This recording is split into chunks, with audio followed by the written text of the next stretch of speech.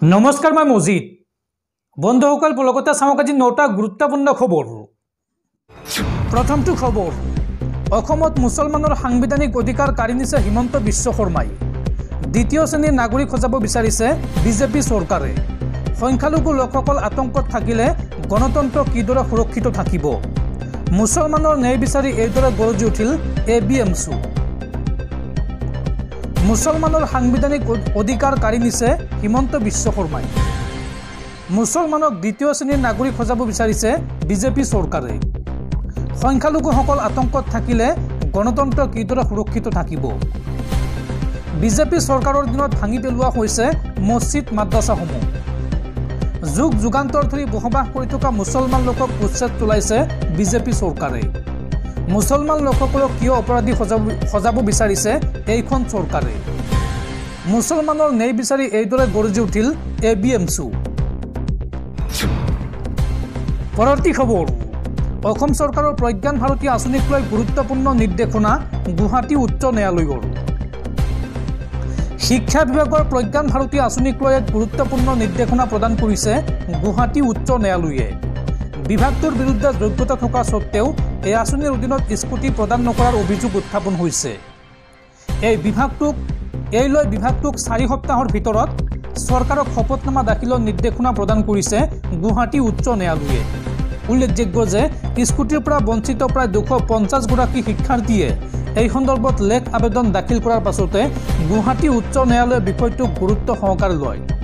লগতে আবেদনৰ ভিত্তিত শুনানি গ্ৰহণ কৰি চৰকাৰক শপতনামা দাখিলৰ নিৰ্দেশ দিয়ে। গোচৰটো চলি থকাৰ মাজতে বঞ্চিত শিক্ষাৰ্থীক স্কুটি প্ৰদানৰ কথা ঘোষণা কৰিছিল মুখ্যমন্ত্ৰীয়ে আৰু বিষয়টো ন্যায়ালয়ৰ দৃষ্টিগোচৰ কৰে চৰকাৰী অধিবক্তাই।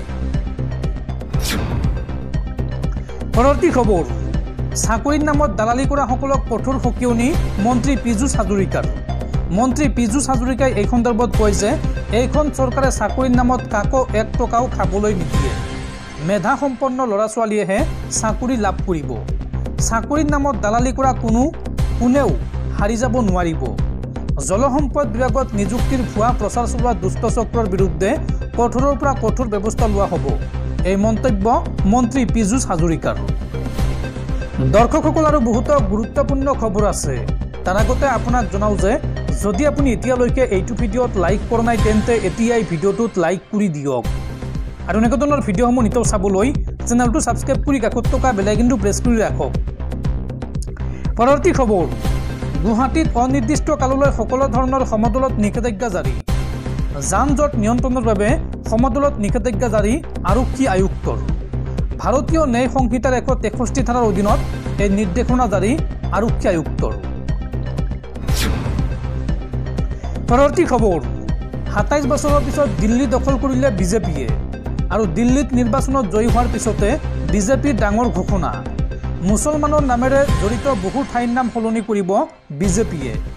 বিজেপি বিধায়কৰ এই ঘোষণাক লৈ এতিয়া চিন্তিত হৈ পৰিছে দিল্লীৰ মুছলমান সমাজ।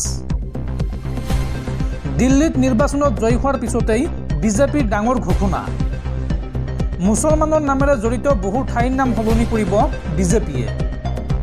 বিজেপি বিধায়কৰ এই ঘোষণাক লৈ এতিয়া চিন্তিত হৈছে মুছলমান সমাজ। মুস্তাফাবাদৰ নাম সলনি কৰিব বিজেপি চৰকাৰে। মুস্তাফাবাদৰ নাম সলনি কৰি শিৱপুৰী বা শিৱ বিহাৰ ৰখা হ'ব। নিৰ্বাচনত জয়ী হোৱাৰ পিছতে বিজেপি নেতা মোহন সিং বিষ্টেৰ এই মন্তব্য। শীঘ্ৰেই সমষ্টিটোৰ নাম সলনি হোৱাৰ সম্ভাৱনা আৰু বহু মুছলমান এলেকাৰ নাম সলনি কৰিব পাৰে বিজেপিয়ে।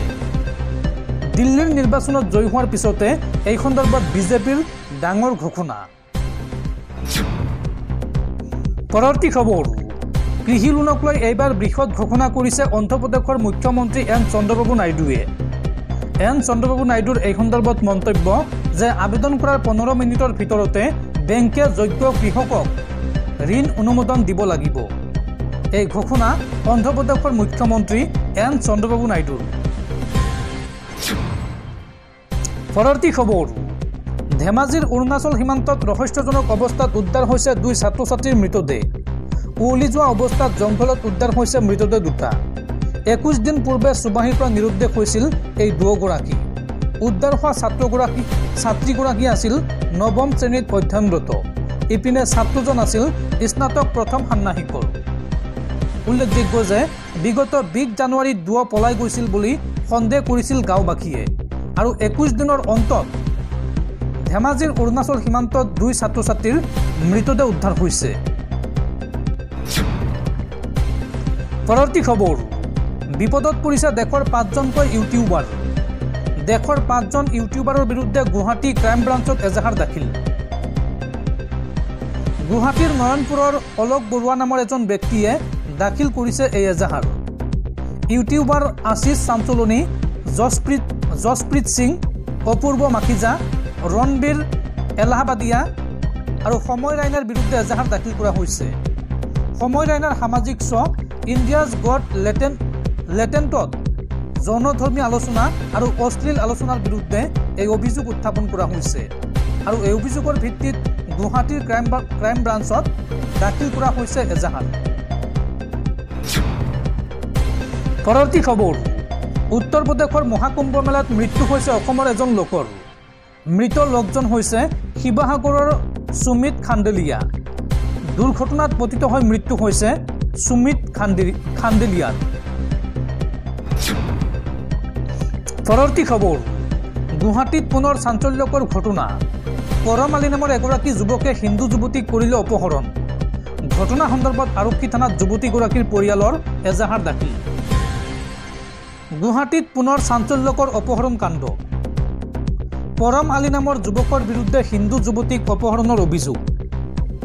বিগত 7 দিন ধৰি নিৰুদ্দেশ হৈ আছে হিন্দু যুৱতীগৰাকী। গুৱাহাটীৰ আজাৰৰ পৰা প্ৰলোভন দি ধুবুৰীলৈ লৈ যোৱাৰ অভিযোগ উত্থাপন হৈছে। যুৱতী নিৰুদ্দেশৰ পিছতে আজাৰা থানাত এজাহাৰ দাখিল পৰিয়ালৰ। জেহাদী কাৰ্যকলাপৰ লগত জড়িত যুৱকে এই কুকাৰ্য কৰাৰ অভিযোগ। হিন্দু সংগঠনৰ অভিযোগ, ঘটনা সন্দৰ্ভত আৰক্ষীৰ ভূমিকা নিৰ্বিকাৰ। যদি এয়া প্ৰেমৰ সম্পৰ্ক তেন্তে বিগত 7 দিনে কিয় সন্তান নাই অপহৰণকাৰী। ঘটনা সন্দৰ্ভত এনেদৰে জাঙুৰ খেউঠিছে হিন্দুত্ববাদী সংগঠন। পৰৱৰ্তী খবৰ, দেশত পুনৰ আহি আছে আন এখন নতুন আইন। দেশত এইবাৰ আহি আছে নতুন আয়কৰ আইন। নতুন পৰিৱৰ্তনত লাভ হ'ব কৰদাতাৰ। সংসদত অনুমোদনৰ বাবে প্ৰস্তুত কৰা হৈছে আয়কৰ বিধেয়ক 2025 আৰু সংসদত গৃহীত হোৱাৰ পিছতেই চৰকাৰে জাৰি কৰিব অধিসূচনা। লগে লগে দেশত আইনত পৰিণত হ'ব এই নতুন বিধেয়ক। এই নতুন আইনত কি আছে, দেশৰ জনতাৰ কেনেদৰে লাভ হ'ব চাওঁ আহক। শীঘ্ৰেই দেশত কৰদাতাৰ বাবে আহি আছে নতুন আয়কৰ আইন। সংসদত অনুমোদনৰ বাবে প্ৰস্তুত কৰা হৈছে আয়কৰ বিধেয়ক 2025। সলনি হ'ব পূৰ্বৰ অৰ্থাৎ আয়কৰ আইন 1961। অহা সপ্তাহত সংসদীয় সমিতিৰ দ্বাৰা পুনৰীক্ষণ কৰা হ'ব আয়কৰ বিধেয়ক 2025 আৰু সংসদত গৃহীত হোৱাৰ পিছতে চৰকাৰে জাৰি কৰিব অধিসূচনা আৰু লগে লগে দেশত আইনত পৰিণত হ'ব এই বিধেয়ক। এই বিধেয়ক আইনলৈ পৰিৱৰ্তন হ'লে কি লাভালাভ হ'ব কৰদাতাৰ চাওঁ আহক। নতুন আয়কৰ আইন বলবৎ হ'লে জনসাধাৰণৰ ওপৰত বিভিন্ন প্ৰভাৱ পৰিব। সহজে কৰদাতাই দাখিল কৰিব পাৰিব আয়কৰ ৰিটাৰ্ণ। এই আইনৰ জৰিয়তে পূৰ্বতকৈ কম হাৰত পৰিশোধ কৰিব লাগিব কৰ। ভাৰতীয় ব্যৱসায়ৰ ক্ষেত্ৰত লাভালাভৰ হাৰো বৃদ্ধি পাব। আয়কৰ সম্পৰ্কীয় আইনী বিবাদো দেশত হ্ৰাস হ'ব এই আইনৰ জৰিয়তে। ইয়াৰ উপৰিও বাজেটত আয়কৰক লৈ কেন্দ্ৰীয় বিত্তমন্ত্ৰীয়ে কৰিছিল বৃহৎ ঘোষণা। বছৰি 12 লাখ টকালৈকে উপাৰ্জন কৰাসকলে চৰকাৰক দিব নালাগে কৰ।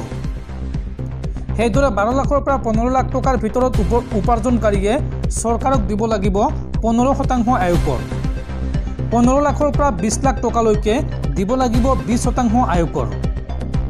20 লাখৰ পৰা 25 লাখলৈ দিব লাগিব 25% আয়কৰ আৰু 25 লাখৰ ওপৰৰ উপাৰ্জনকাৰীয়ে দিব লাগিব 30% আয়কৰ।